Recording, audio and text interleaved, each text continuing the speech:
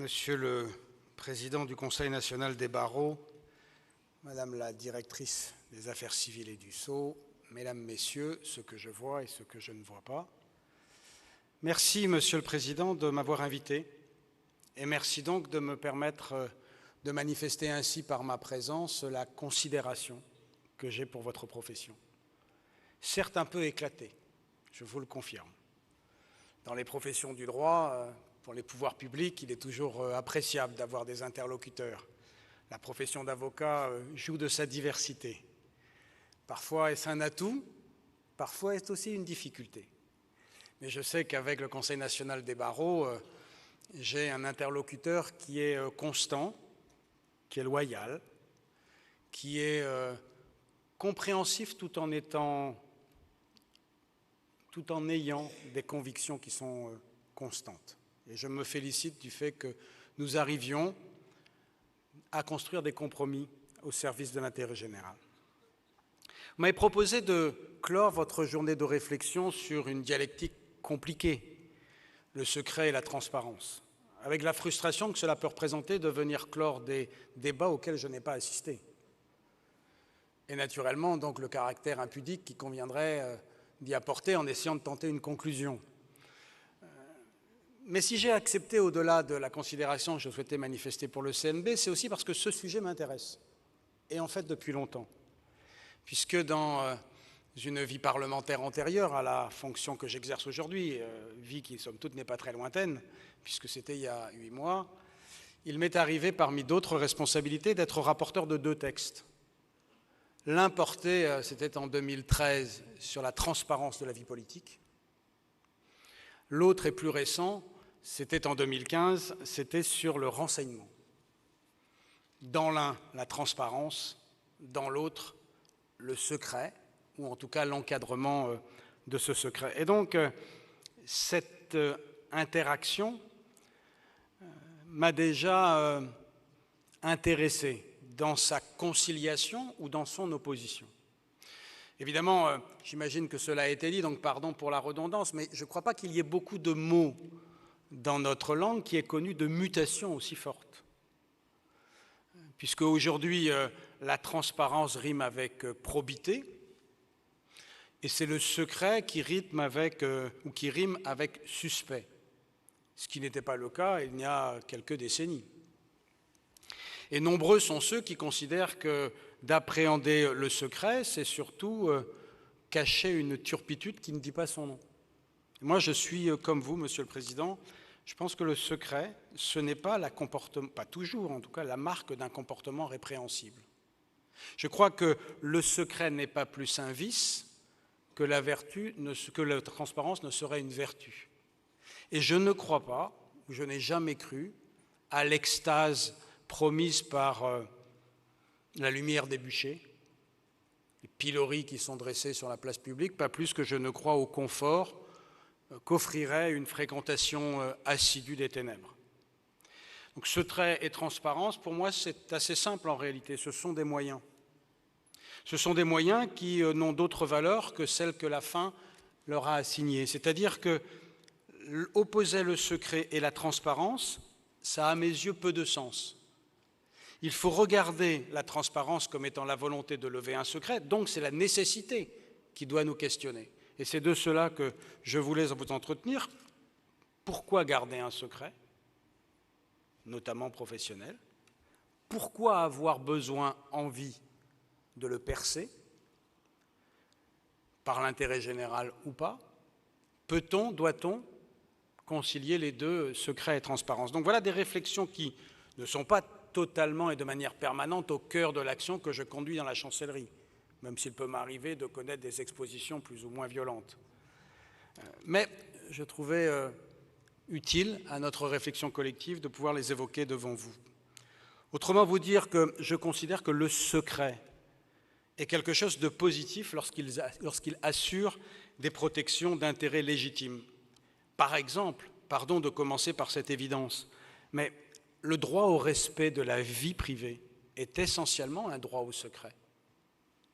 C'est le droit de contrôler l'information que l'on choisit de rendre publique ou pas, et d'interdire donc de ce fait l'accès à d'autres informations, Et là, dans ce coup, quelle meilleure démonstration que dire que le secret n'est pas une fin, c'est un moyen.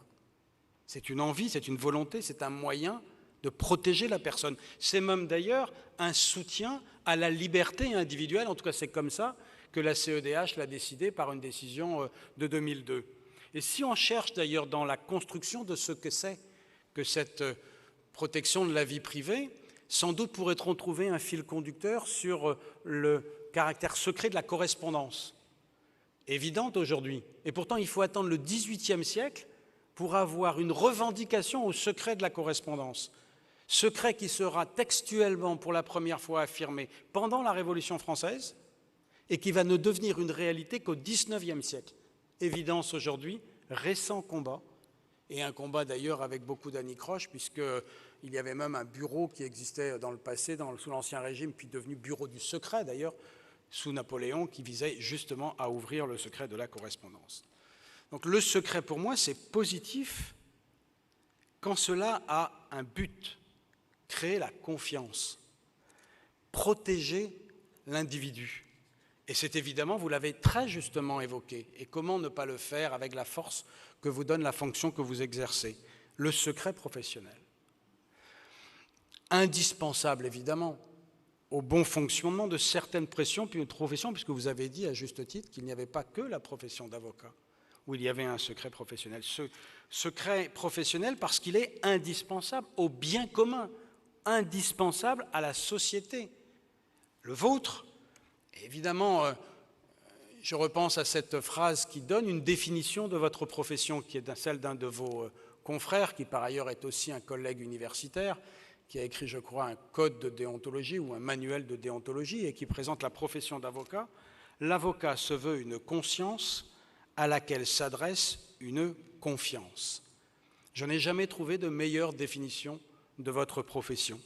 C'est à la condition de pouvoir garantir cette confiance que vous pouvez efficacement, me semble-t-il, exercer efficacement, assurer efficacement le droit à la défense et donc permettre, garantir ce procès équitable qui sont des canons sur lesquels nous essayons les uns les autres d'être vigilants. Je crois qu'il n'y ait de défense possible si celui à qui je me confie trahit, livre mes secrets à mon adversaire ou à l'accusation. Aussi comme avocat, vous l'avez dit, je le dis après vous, vous êtes débiteur d'un secret qui vous est imposé, non seulement pour l'intérêt de votre client, mais pour des raisons liées à l'état de droit. Terme d'ailleurs qu'il conviendrait que nous revisitions, puisque à force de l'utiliser, je crois qu'il s'use, au point que pour beaucoup de nos concitoyens, ce sont deux termes redondants. Tout État serait de droit. Et nous savons bien que ce n'est pas le cas, et de plus en plus d'ailleurs pointe ici ou là la tentation de ce que les juristes appellent l'état de police. Tout État n'est pas de droit. L'état de droit, ça se repose, se base sur des textes, des pratiques, des coutumes, des conventions nationales, internationales, européennes. Donc oui, pour l'état de droit, pour la réalisation de la justice, je crois que ce secret, ce n'est pas le vôtre. C'est le droit du client. C'est le droit de votre client. Ce n'est pas un confort, vous l'avez dit, c'est une obligation et qui est justifiée par l'intérêt général. Sinon, il ne pourrait pas être d'ordre public. Or, il est d'ordre public. Et d'ailleurs, plus largement, ce secret, je le vois de manière aujourd'hui beaucoup plus concrète qu'il m'est arrivé dans le passé de le faire, mais ce secret a une place considérable dans l'exercice et dans le fonctionnement, voire dans la réalisation de la justice, terme ô combien aussi précieux. C'est un instrument de l'efficacité de la justice, le secret. Et donc, ça m'amène, après le secret professionnel, à évoquer un autre secret, lui aussi largement discuté, lui aussi régulièrement bafoué, lui aussi pourtant que les tribunaux sanctionnent quand il n'est pas respecté, le secret de l'instruction. Secret de l'instruction dont je continue à croire qu'il a de fortes justifications. D'abord un impératif de protection des droits d'autrui, au nom desquels, la présomption d'innocence, mais aussi justification dans la préservation d'informations confidentielles ou encore dans la garantie de l'autorité et de l'impartialité du pouvoir judiciaire, de l'autorité judiciaire. Donc je crois que le secret de l'instruction, ce n'est pas un serpent de mer, ce n'est même pas lié à un auteur qui s'appellerait Polichinelle, ce n'est pas un monstre juridique. Je crois à la pertinence, à l'actualité, au principe. Et dans l'exercice qui m'est aujourd'hui confié, et pendant le temps où j'en aurai cette responsabilité, ce sera une volonté d'en garantir. Il m'est arrivé d'y faire appel déjà publiquement sur la nécessité pour tous de respecter le secret de l'instruction au nom d'un principe de protection, de la protection du principe plutôt de l'innocence, de la présomption d'innocence. Je reste convaincu que s'attaquer à ce secret-là, c'est alors altérer le bien commun.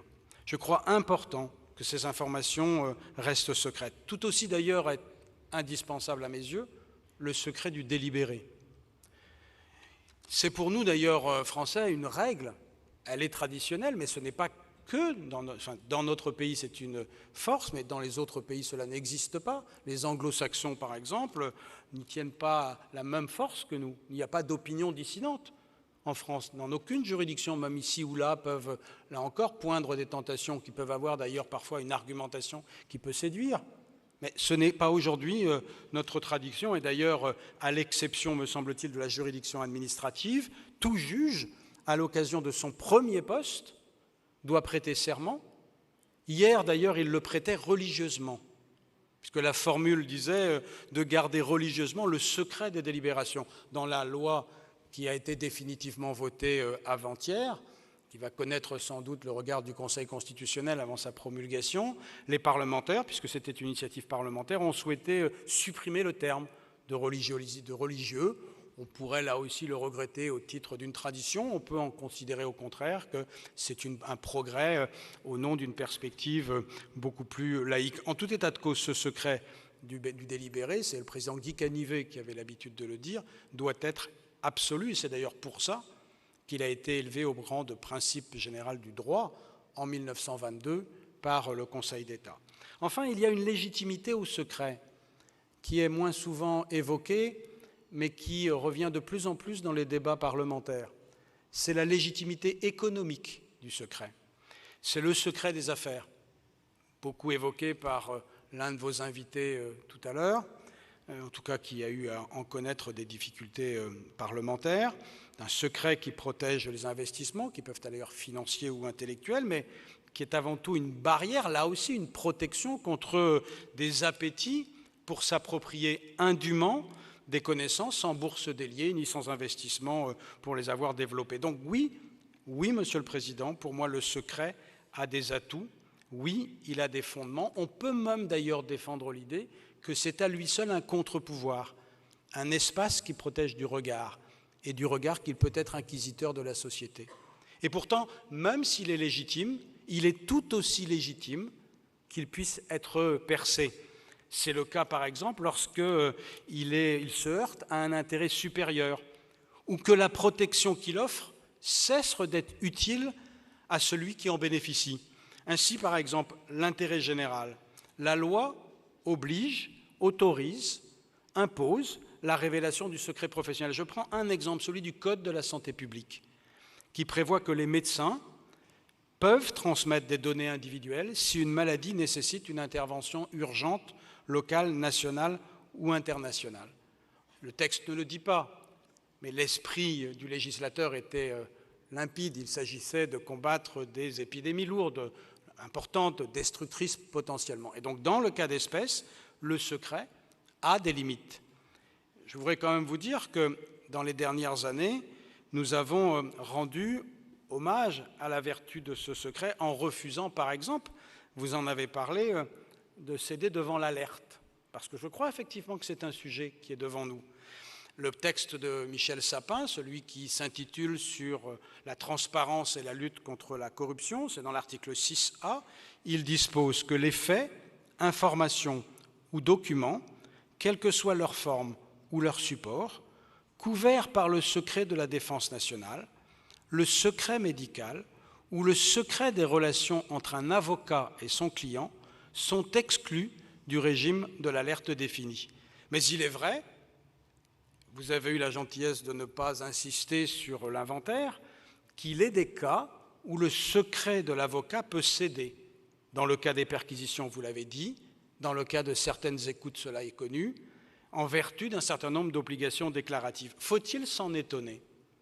Je me réfugie ou je me protège derrière une citation de maître Henri Leclerc, qui disait « Non, il ne faut pas s'en étonner que le secret de l'avocat soit percé, tout simplement parce qu'il n'est pas sacré, tout simplement parce que le secret, c'est une norme essentielle au bon fonctionnement de la justice et que, comme toute norme, il peut être éliminé au nom d'une norme, une autre norme, porteur d'un intérêt au moins équivalent. » Et d'ailleurs, la Cour européenne des droits de l'homme l'a clairement affirmé, une atteinte au secret de l'avocat est possible pour autant qu'elle ne soit pas disproportionnée. Au demeurant d'ailleurs, même si on admettait que ce secret-là serait sacré, eh bien, si nous relisons la Déclaration des droits de l'homme et du citoyen, dans l'article 17, je vous propose une comparaison selon le vieux principe cher aux juristes du parallélisme des formes. L'article 17 de la Déclaration dit « La propriété, étant un droit inviolable et sacré, nul ne peut en être privé, si ce n'est lorsque la nécessité publique, légalement constatée, l'exige évidemment et sous condition d'une juste et préalable indemnité. » Eh bien, le secret de l'avocat peut, comme le mur de la propriété, être percé pour autant que la nécessité publique l'exige évidemment. Et vous avez dit, à très juste titre, que c'est notamment le cas aujourd'hui pour prévenir le blanchiment des capitaux, voire le financement du terrorisme. Mais l'importance, à mes yeux, du secret de l'avocat justifie une réglementation applicable, particulière et même dérogatoire à celle qui régit d'autres professions. C'est ainsi, par exemple, que les mécanismes protecteurs, je le dis devant le bâtonnier Alco Sequanet, c'est l'intervention des bâtonniers quand il y a justement une tentation de porter atteinte au secret.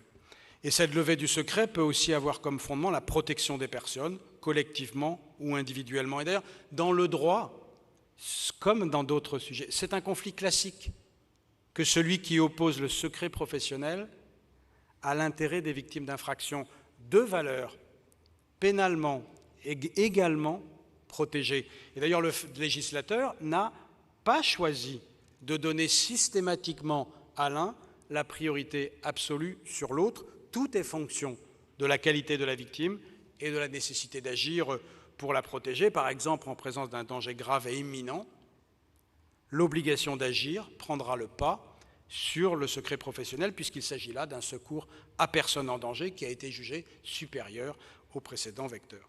Et donc chacun comprend l'ambiguïté. Si le secret peut être protecteur, et je le crois vraiment, l'impératif de protection peut aussi justifier que la puissance publique décide d'en permettre le percement. Il en va de même d'ailleurs dans le domaine de la justice. Si le secret peut contribuer à son efficacité, le percer peut aussi servir l'intérêt général. J'évoquais le secret des correspondances tout à l'heure. Il peut être levé à des fins judiciaires. Les exigences de la justice, l'intérêt général qui l'accompagne, paraissent en effet, ont paru au législateur, bien supérieurs à la dimension privée du secret des correspondances. Du reste, je ne crois pas, je le dis avec beaucoup d'humilité, mes connaissances pouvant être parfaitement lacunaires, je ne crois pas qu'il y ait guère de secret qui résiste à la justice et spécialement à la justice pénale. Le secret bancaire ne résiste pas, le secret médical ne résiste pas au juge d'instruction, par exemple. Et lorsque, pour les nécessités de la défense, il est indispensable que le professionnel rende compte d'informations qu'il a connues dans le cadre de sa profession, l'exercice des droits de la défense prévaut sur le secret professionnel. On le voit bien donc, le secret et la transparence peuvent paraître inconciliables.